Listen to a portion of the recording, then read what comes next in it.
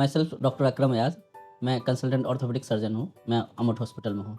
तो हमारा जो ये सेंटर है, फुल्ली डेडिकेटेड है ऑर्थोपेडिक्स, मस्कुलोस्केलेटल सिस्टम से रिलेटेड, ऑर्थोपेडिक्स से रिलेटेड। तो सिर्फ़ एक डॉक्टर अच्छा रिज़ल्ट नहीं दे सकता है, पूरी टीम होनी चाहिए हर चीज़ के लिए। तो ऑर्थोपेडिक्स से रिलेटेड जो होता है, कोई भी किसी तरह का केस, या किसी को कमर में दर्द है या जॉइंट्स में दर्द है, घुटने में दर्द है, कहीं पर भी प्रॉब्लम है, और एक होता है जिसको फ्रैक्चर हो गया, किसी का ऑपरेशन हो गया है। तो 2 तरह के पेशेंट होते हैं।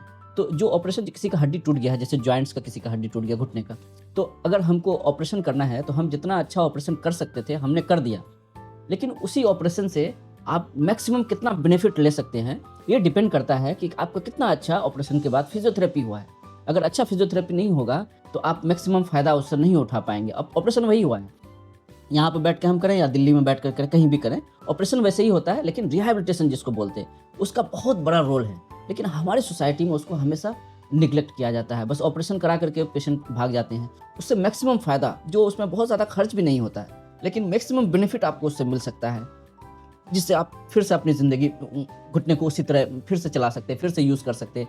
तो इसमें बहुत ज़्यादा रोल है। और दूसरी चीज़, एक जो क्रोनिक बीमारी होती है, जैसे कमर का दर्द है, आर्थराइटिस है, कुछ है, वहाँ पर भी फिजियोथेरेपी का बहुत ज़्यादा रोल है। मेडिसिन का बहुत कम रोल है। हम मेडिसिन, पेन मेडिसिन होता है, उससे दर्द आपका ठीक होगा, आपका बीमारी ठीक नहीं होगा। तो फर्स्ट स्टेप में physiotherapy is one of the most important things, वो पेशेंट को करना चाहिए।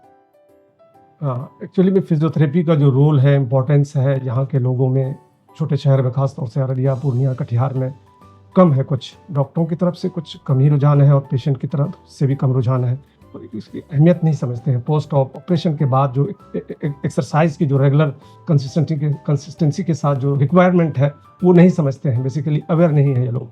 तो ये चीज़ हम पूरी टीम मिल करके यहाँ अमोट हॉस्पिटल में कोशिश कर रहे हैं कि पूरी टीम के साथ उस तरह से डे 1 से ही आप आफ्टर ऑपरेशन उसको अवेयर कराया जाए कि किस तरह की रिक्वायरमेंट है एक्सरसाइज का, डे 1 फिर डे 2, इस तरह से स्टेप बाय स्टेप। करीब 2 मंथ्स लगते हैं, 3 मंथ्स लगते हैं फुली रिहैब होने में, वॉकिंग तक के।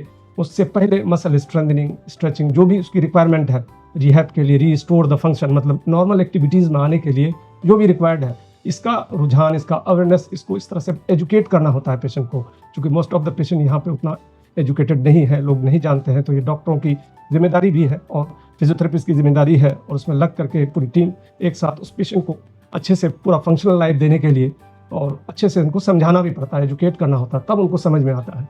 तो ये सारी चीज़ें यहाँ देखने को मिलता है।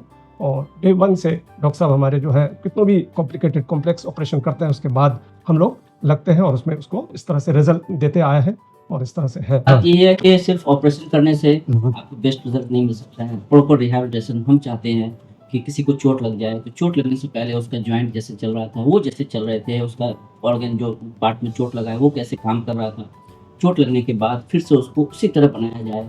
अगर उसी तरह फिर से बना दिया जाए तो फिर से उसी तरह काम ले सकते हैं, फिर से अपनी ज़िंदगी जाकर के वैसे ही गुजार सकते हैं।